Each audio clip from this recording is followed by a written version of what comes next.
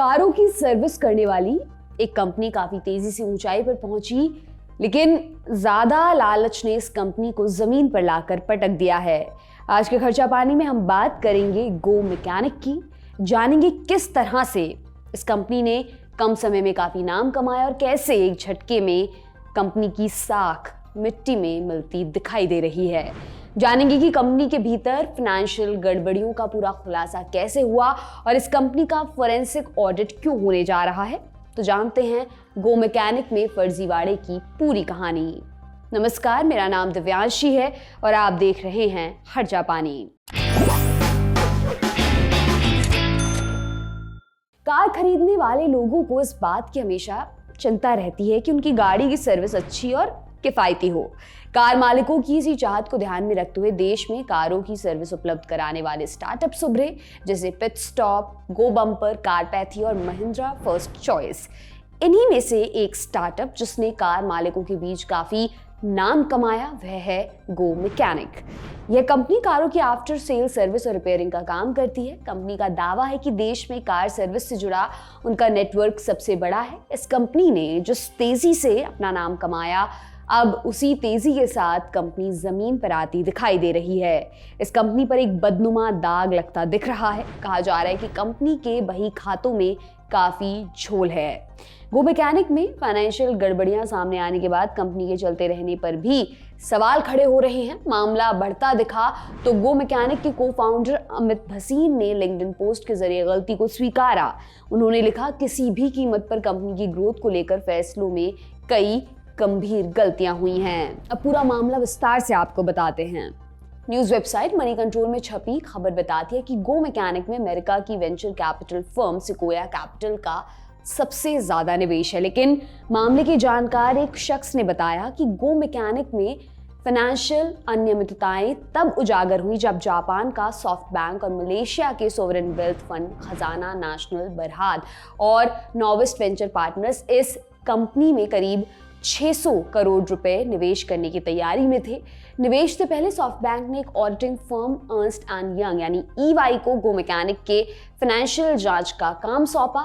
Bloomberg की report के मुताबिक EY ने चौंकाने वाले खुलासे किए। बताया कि गो मैकेनिक के 1000 से ज्यादा सर्विस सेंटर्स में कम से कम 60 ऐसे हैं जहां रेवेन्यू को बढ़ा चढ़ाकर दिखाया गया है और पैसों को इधर से उधर भेजने में गड़बड़ी पाई गई है। कुछ गैराज तो सिर्फ कागजों पर मिलते हैं।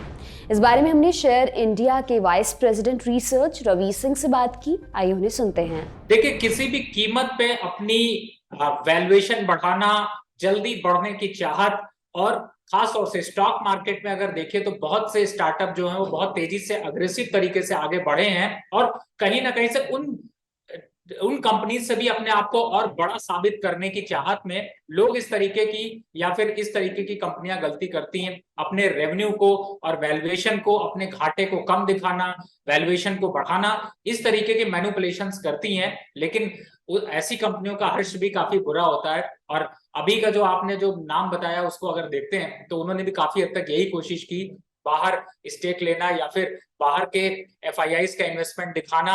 इस तरीके की चीजों को जनरली ऐसे लोग इसलिए इस्तेमाल करते हैं कि वो अपनी ग्रोथ और वैल्यूएशन को बढ़ा सकें। जब भी कोई कंपनी जो है वो आगे की फ्यूचर की प्लानिंग करती है तो दो तरीके होते हैं। या तो उसकी प्लानिंग ये होती है कि वो कंपनी सर्वाइव करेगी और एक कांस्टेंट रेवेन्यू ग्रोथ के साथ चलेगी, और दूसरा तरीका ये होता है कि कोशिश करती है कि कंपनी बाहर से पैसा कलेक्ट कर सके और उसके लिए अपने फाइनेंशियल्स में गड़बड़ झाले करनी शुरू कर देती है। अब गड़बड़ झाले जो होते हैं वो इस तरीके के होते हैं कि वो अपने खर्चे को कम दिखाते हैं, रेवेन्यू ज्यादा दिखाते हैं, जो इंफ्रास्ट्रक्चर कॉस्ट है उसको जीरो दिखाते हैं, अपने वैल्यूएशन को बढ़ाने के लिए अपने कई सेंटर्स को दिखाते हैं। तो इस तरीके के मैनिपुलेशन की वजह से कंपनियों की गलत वैल्यूएशन हो जाती है और लोग ये समझते हैं कि अब जो छोटे रिटेलर इन्वेस्टर होते हैं वो इन कंपनियों में इन्वेस्ट करके अपने आप को बाद में ठगा साबित पाते हैं और ऐसे में उनके पैसे भी डूबते हैं। गड़बड़ियां मिलने के बाद सॉफ्ट बैंक और अन्य निवेशकों ने गो मैकेनिक में निवेश से हाथ पीछे खींच लिए हैं।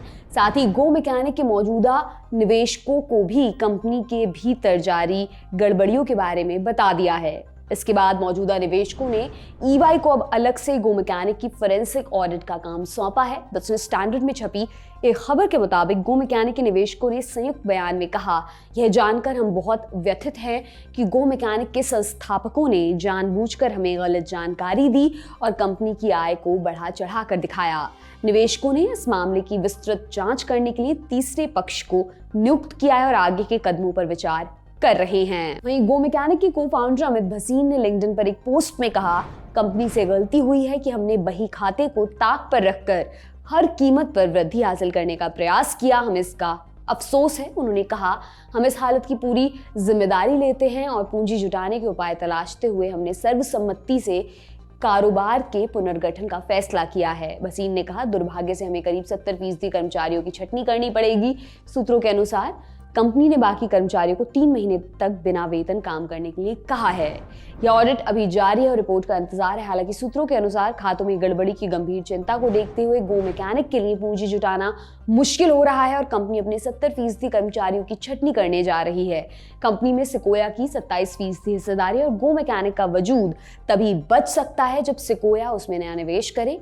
आगे क्या होगा, अब ये भी जानते हैं। सूत्रों के मुताबिक गो मैकेनिक के मामले में फाउंडर्स को जल्द से जल्द छुट्टी पर जाने को कहा जा सकता है। हालांकि यह सब कुछ जांच रिपोर्ट आने के बाद ही फाइनल होगा कि कंपनी बंद होगी या सिर्फ कंपनी के फाउंडर्स को कंपनी छोड़ने के लिए कहा जा सकता है।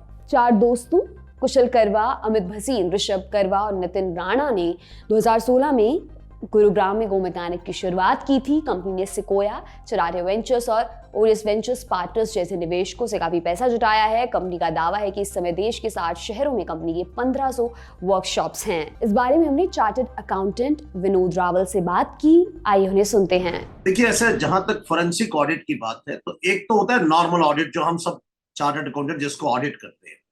एक फोरेंसिक ऑडिट होता है। फोरेंसिक ऑडिट का मतलब ये कि जितना हम कर रहे हैं उससे भी ज्यादा जाकर के किसी ट्रांजैक्शन को देखना, कि जितना हम देख रहे थे, जैसे अभी हम सिर्फ आपके डॉक्यूमेंट्स पे रिलाय करते हैं, बहुत सारे डॉक्यूमेंट्स पे रिलाय करते हैं, उस केस में मेरी जिम्मेवारी हो जाती है कि वो डॉक्यूमेंट भी जेन्युइन है या नहीं, मुझे देखने की जरूरत है।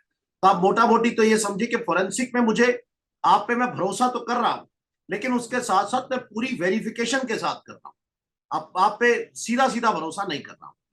अब गो मैकेनिक के केस में इन्होंने अपनी सेल को बढ़ा दिया। ये अर्नेस्ट एंड यंग जिसको ये मिला है, उन्होंने कहा कि 60 से ज्यादा सेंटर ऐसे हैं जो है ही नहीं, कागजों में है या वहां पर सेल बढ़ाकर दिखाई गई है। तो रेवेन्यू को बढ़ाया गया है। हालांकि ये प्रिलिमिनरी रिपोर्ट है, मुझे लगता है इससे भी कहीं ज्यादा होगा, क्योंकि जो कंपनी के को फाउंडर इतनी जल्दी लिंक्डइन पर लिख दिया उन्होंने, तो ये कहीं कहीं मुझे डर लग रहा कि कहीं दोबारा से सत्यम जैसा कोई एक हादसा ना हो जाए कि एक कंपनी यूनिकॉर्न बनते बनते और सीधा अर्श से फर्श पे आने वाली कहानी होने जाते हैं। लोगों ने इसके ऊपर 500 करोड़ से ज्यादा का इन्वेस्टमेंट इनके पास है। जहां तक इनको तो जाना ही होगा, इसमें तो कोई शक है ही नहीं। जिन्होंने गड़बड़ की है उनको अगर आप रखते हैं तो इसका मतलब आप उनके साथ मिले हुए थे। ये तो जाएंगे। सवाल ये कि कंपनी का क्या होगा कि 500 करोड़ जो इन्वेस्ट हुआ था उनमें से कितना रुपया रियल में इन्वेस्टेड है, कितनी गड़बड़ी की गई है। अब 1000 सेंटर्स में से 60 सेंटर्स की बात आई। अब क्वेश्चन ये कि 60 कौन से वाले, कहीं पता लगा 60 ही प्राइम है, मेजर सेंटर्स ही यही थे। तो इसको देखा जाएगा कि कंपनी की जहां तक बात है कि चलेगी या नहीं चलेगी, वो तो बिजनेस का मॉडल डिपेंड करेगा कि कितनी गड़बड़ी की।